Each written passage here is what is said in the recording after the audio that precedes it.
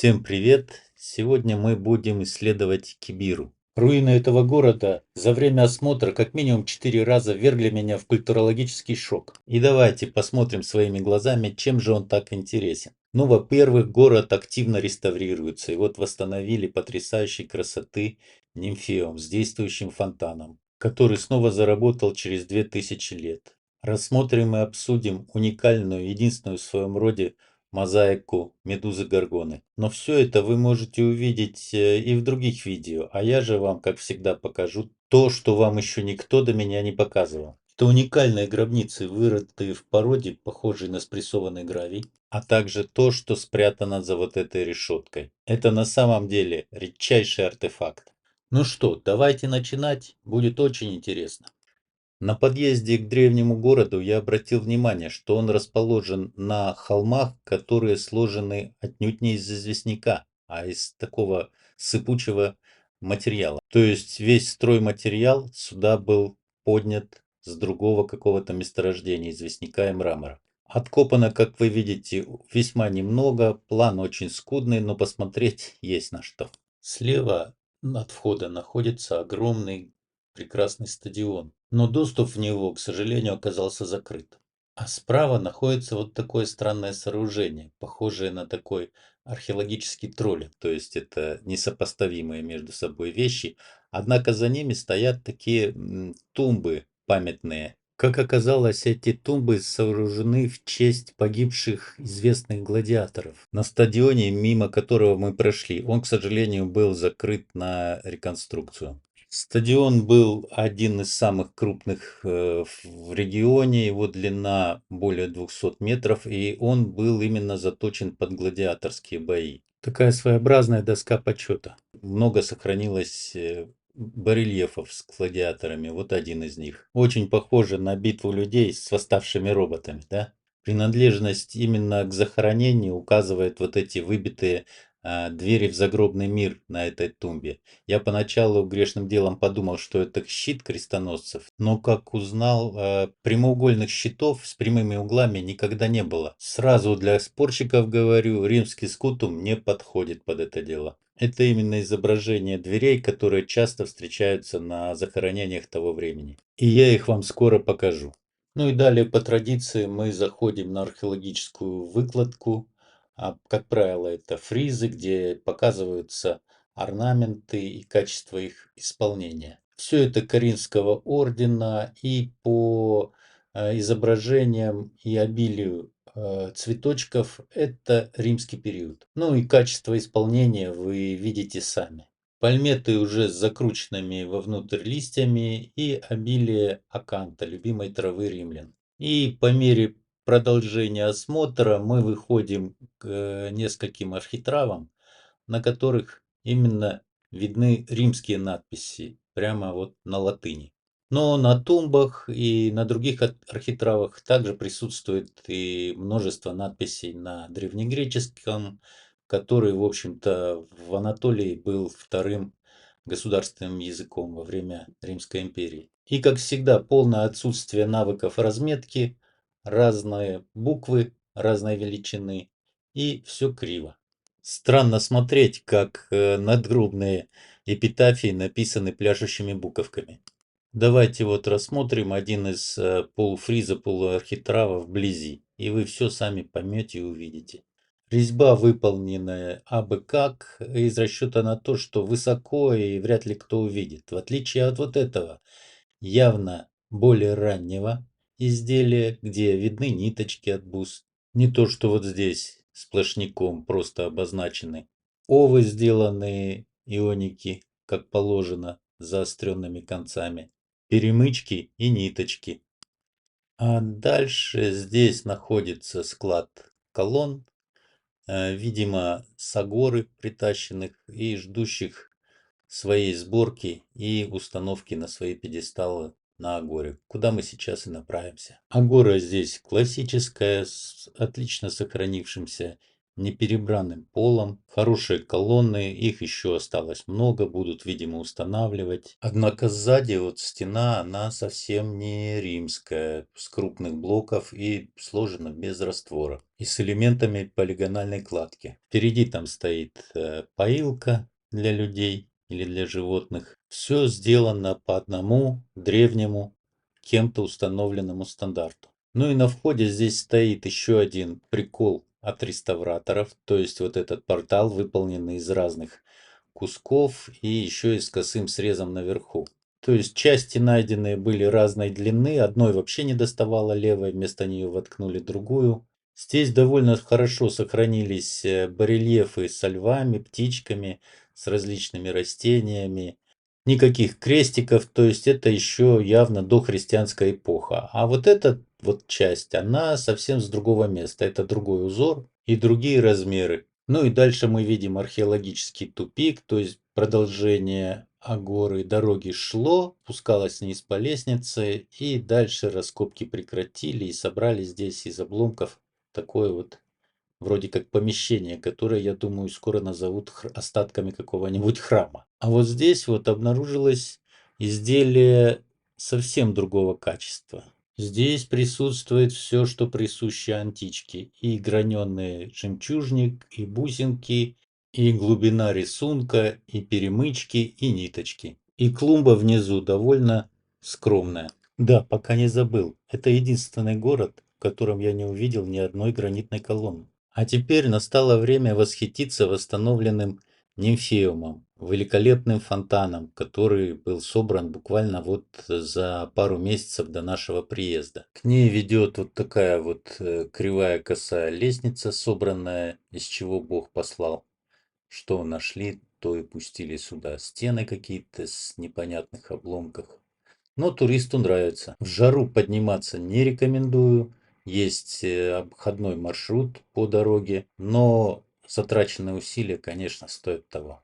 Нимфеум восстанавливали несколько лет и восстановили, надо сказать, отлично. Что было расколото, аккуратно склеили. Что невозможно было склеить, заменили на новые, например, колонны. И так как обломки, в общем-то, все сохранились, даже вот такие вот сливы для воды, то, как заявляют реставраторы, фонтан выглядит точно так же, как он выглядел в древности. Они даже по трубам умудрились найти старый источник и восстановить его. И теперь, в принципе, любой здесь может освежиться, и вода, в принципе, даже питьевая. Главное, чтобы о нем не прознали русские десантники, живущие в Алании. Место получилось, согласитесь, атмосферное, и оно стало являться такой точкой притяжения в этой части города Кибира. Сам этот нимфеум, помимо того, что выполняет функции такого красивого распределителя воды, он еще и такое довольно серьезное гидротехническое сооружение. Судя по нескольким керамическим трубам, отходящим от него, он выполнял еще и функции такого водораспределителя. Воды, судя по всему, поступало в него гораздо больше, и излишки ее шли на снабжение водой вот этих вот домов, построенных вокруг него. Дома эти, конечно, поздние, византийские, даже полы у них собраны из обломков плинфы, поставленной на ребро и в виде таких незатейливых узоров. И это наталкивает меня на мысль, что основной период расцвета города Кибира пришелся на ту пору, когда уже делать тонкие облицовочные плиты из мрамора люди не могли. Да и само количество стройматериала здесь было строго ограничено, так как весь стройматериал был привозной. Я все просмотрел в спутниковых снимках, и ближайший выход из вискового материала на поверхность находится минимум в 10 километрах. И это действительно остается загадкой, каким образом они притащили десятки тысяч тонн камня для строительства своего города. Например, вот для этого огромного амфитеатра трехъярусного вместимостью 9 тысяч человек. Только на одни сидения, я посчитал, нужно было примерно 7800 тонн. Я брал для расчета пятую часть куба на одного человека. А если добавить боковые стены, арочные переходы сверху и внутри, стену, оркестру, то наверняка выйдет не менее 10 000 тонн. Хотя есть здесь еще один амфитеатр, поменьше, но гораздо более известный, ради которого сюда едут люди со всего мира. Это так называемый Адеон, то есть здание с несколькими назначениями, от концертного зала небольшого до заседаний суда и парламента. Но небольшое это относительно, все-таки 3500 мест. А вот насчет концертов я очень сомневаюсь, и я вам расскажу почему. Перед входом в помещение расположена так называемая стоа, покрытая мозаикой общей площадью в 550 квадратных метров. На ней имеется три посвятительные надписи, сделанные в середине третьего века нашей эры двумя братьями-представителями знатной семьи, Аврелием Сопатром и Клавдием Феодором, сыновьями Панкрата, которые подряжались в виде благотворительности и на радость почтенной публики выложить все эти 550 метров мозаикой. О чем и оставили свои шедеврально кривые надписи на своей не менее шедеврально кривой мозаике. Вот так по пьяни и вляпываются люди в историю. Ну, пацаны сказали, пацаны сделали. Молодцы. И я тоже молодец, что показываю вам то, что другие не показывали. За это с вас лайк и подписка. Ну а мы заканчиваем предварительный разогрев и идем смотреть то, зачем мы сюда и пришли. Абсолютно уникальное произведение древнего искусства «Лик Медузы Горгоны». В мире мозаик подобного стиля довольно много, но только в Кибире лик Медузы преисполнен такого трагизма и выполнен на таком высочайшем художественном уровне. И очень жаль, что история сохранила имена двух криворуких братьев, а имя создателя этой красоты осталось неизвестно. А теперь давайте поднимемся наверх и осмотрим эту красоту сверху. И я вам расскажу нечто необычное об этом месте. Более того, даже покажу. По результатам раскопок было установлено, что это помещение было полностью крыто. И выглядело оно примерно вот так. Я, конечно, не особо силен в компьютерной графике, но общее представление об этом здании, думаю, у вас сложится. И как видите, это здание больше похоже на Булевтерион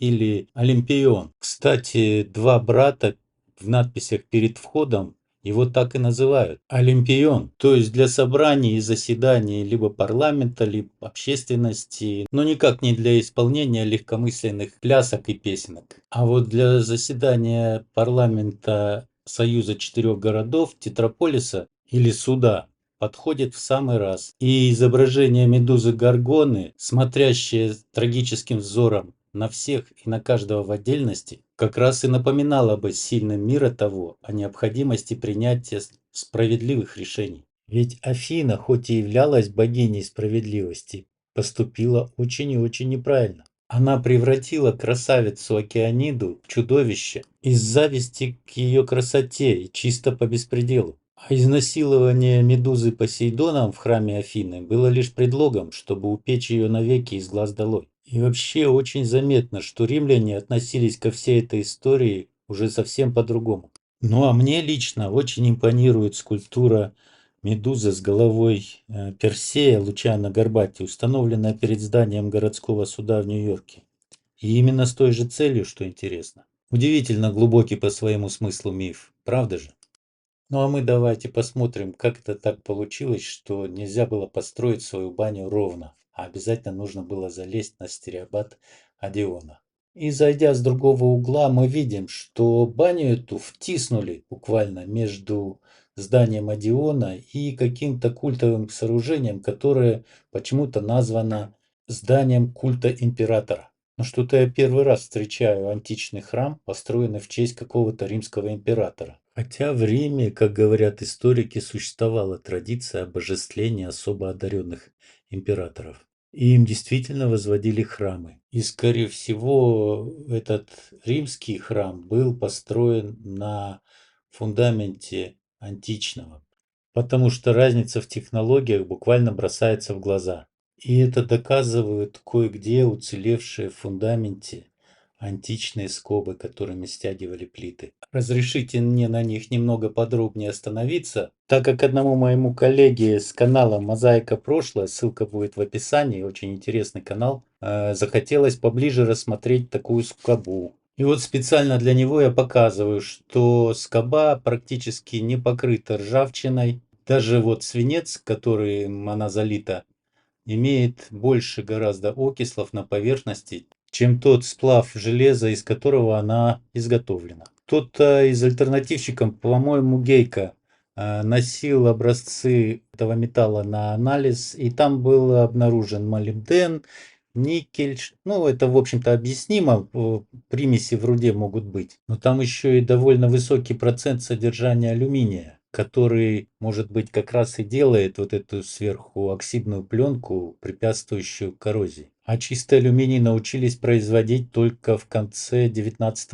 века. Получается, что такой сплав мог быть получен только случайным образом? Тогда как объяснить нержавеющие скобы по всей античной территории?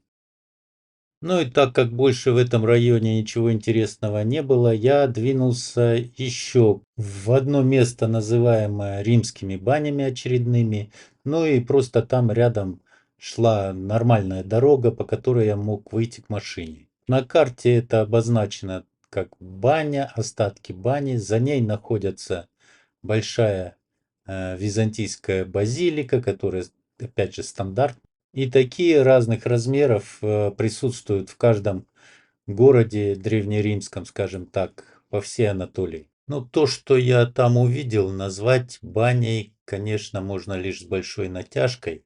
Это больше похоже на остатки какой-то огромной цистерны. Но вот материалы, которые тут применялись, меня очень даже удивили.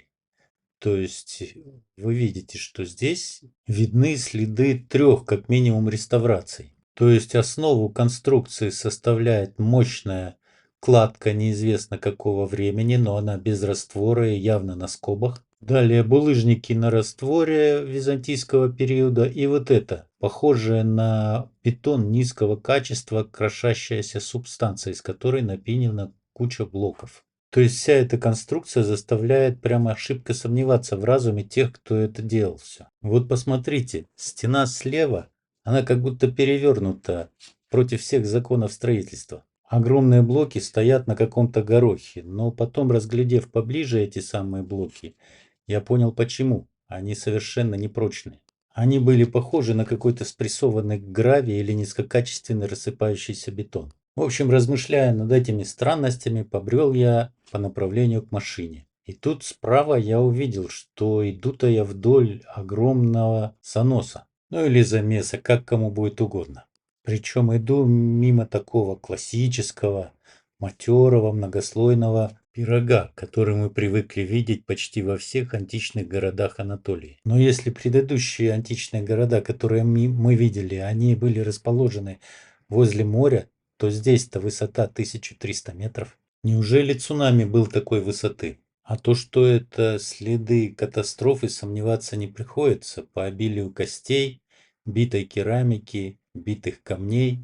И хотя вот это баранья косточка, но вскоре мы найдем и человечьи. Почему я считаю наличие костей именно признаком катастрофы, а не признаком помойки обычной?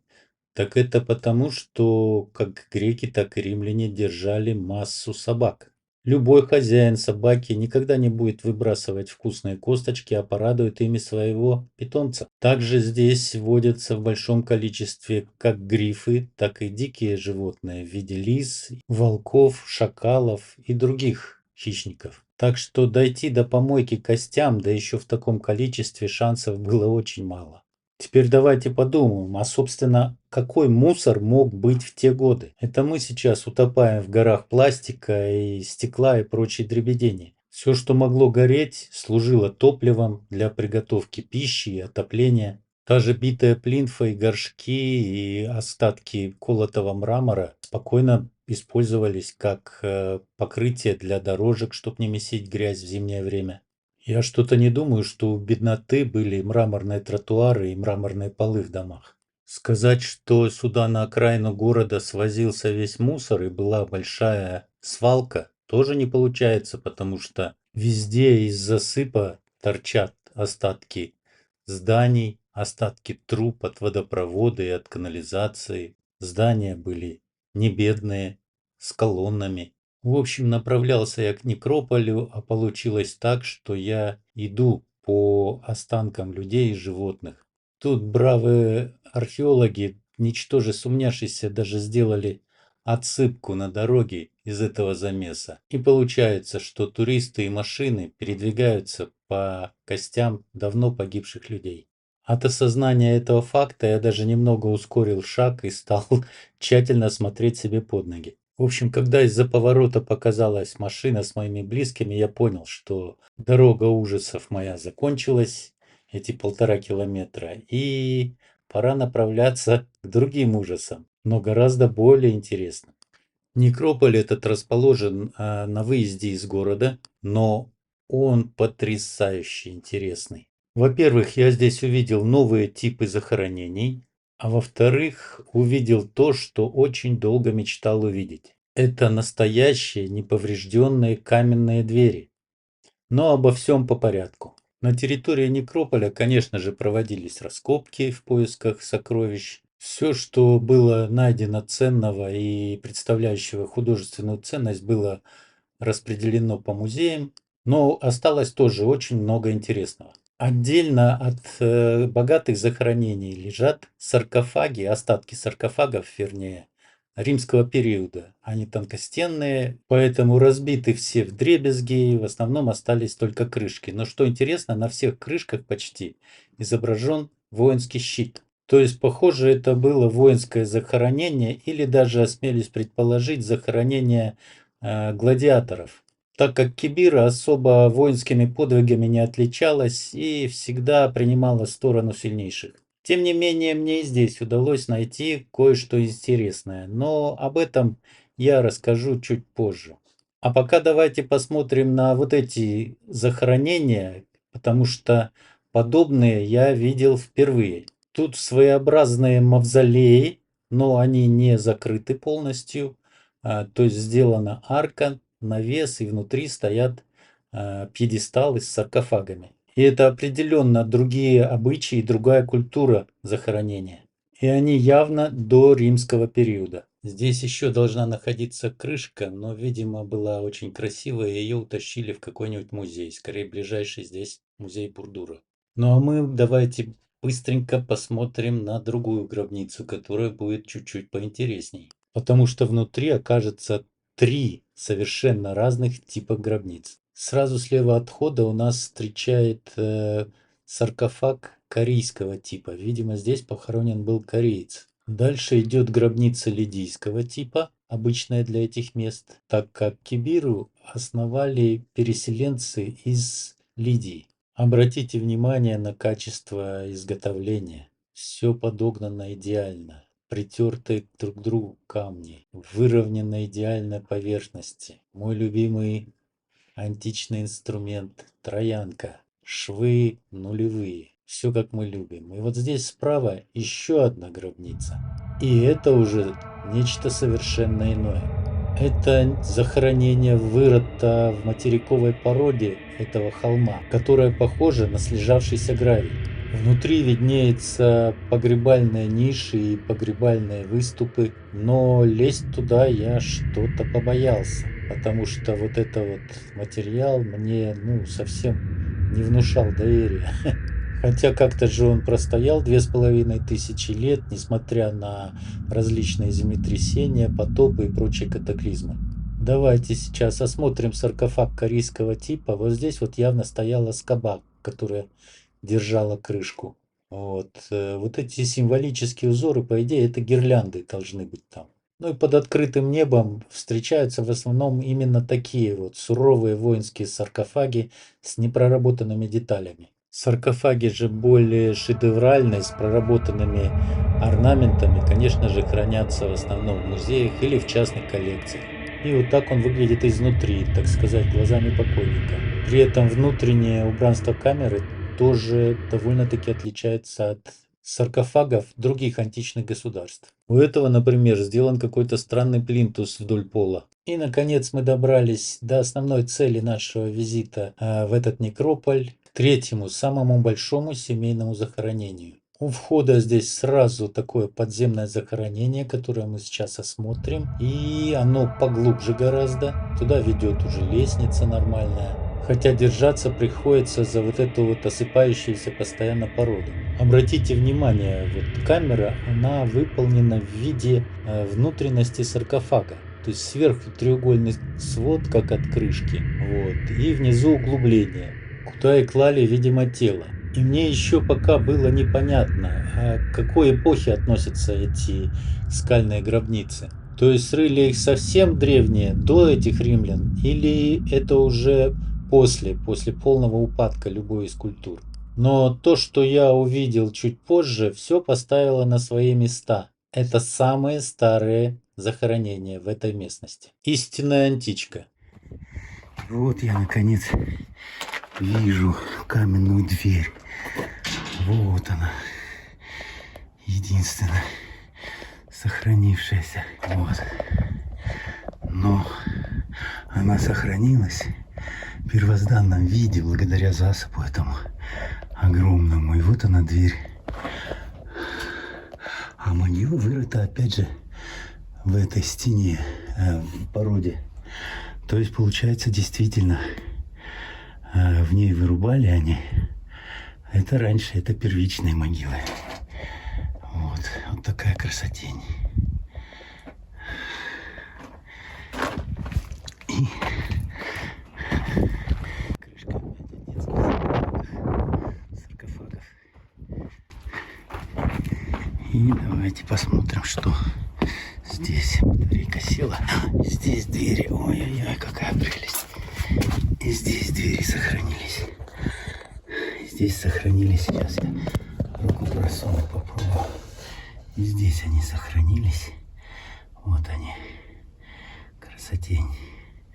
Вот так они выглядели. Вот они, полукруглый край.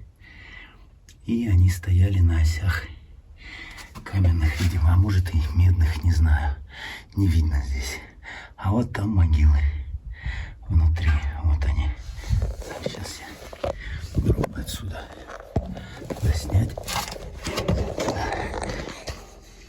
Там внутри могилы были. Внутри вот выкопаны. Лежали там покойнички. И там еще одна камера. И вот эта дверь. Великолепная дверь. Еще одна дверца. Вот так вот. Наконец-то я увидел.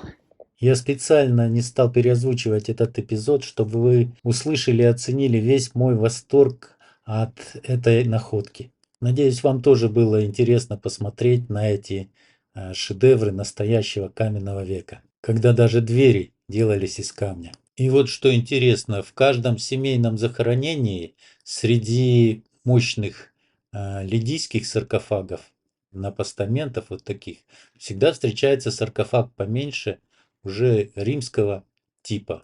То есть здесь налицо переплетение культур, которым, в общем-то, и славилась всегда Кибира, в которой вообще ходило даже 4 языка в обиходе.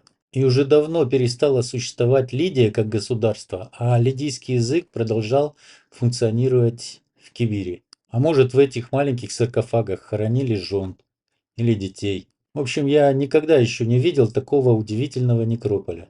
Разве что горный некрополь Термесоси, который тоже мало кто видел и мало кто показывал. Но на канале своими глазами вы его увидите, потому что я всегда вам показываю то, что другие не показывают. Ну а сейчас мы снова вернемся к воинскому захоронению, и там есть один очень странный саркофаг. Он визуально отличается от других. И внутренне тоже. Вон он вдалеке виднеется. Белой вороной такой. Выглядят вот эти вот выдолбленные борозды по его торцу, как триглифы на карнизах дорического ордена. И он шире, чем другие саркофаги немного. Более того, стенки у него довольно тонкие, а вот внутри, посмотрите, он разделен как бы на две части. Два квадрата, причем это отчетливое разделение ровно на два квадрата. Вот для чего? Я, конечно, понимаю, что римляне вообще в саркофагах начали хоронить где-то во второй половине первого и начале второго века нашей эры уже. До этого они жгли тела своих умерших и хранили пепел в специальных емкостях таких, погребальных урнах или ассуариях. То есть здесь захоронение, по всей видимости, пыталось следовать моде, но и в то же время сохранить традиции. И, видимо, в эти ямки как раз и сыпали пепел от двух человек. Так сказать, получилось два в одном. Два ассуария в одном саркофаге. Вот такой вот удивительный некрополь в городе Кибира. И уже бросив последний взгляд на него, мы собрались домой. И по дороге домой я снова обращаю даже сейчас ваше внимание на вот эти горы. Посмотрите, они как раз все и состоят из вот этого спрессованного щебня. Кстати, из этого же щебня были как раз и напилены те блоки возле странной бани, которую я показывал. Это странный какой-то материал, которым византийцы попытались заменить внезапно кончившиеся у них большие известняковые блоки. А съездить и вырубить новые они уже не умели. Для меня по сей час остается загадкой, где же они все-таки брали известняк. Ведь ближайший известняк это вот как раз вот те горы вдали. Это сколько же надо было людей, быков, телег, чтобы все это притащить на эту гору. Может быть, поэтому здесь и нет очень крупных мегалитов. Ну и мне уже как-то слабо верится, что рабовладельческий строй был неэффективной экономической формацией. Не хотите это обсудить? Пока-пока.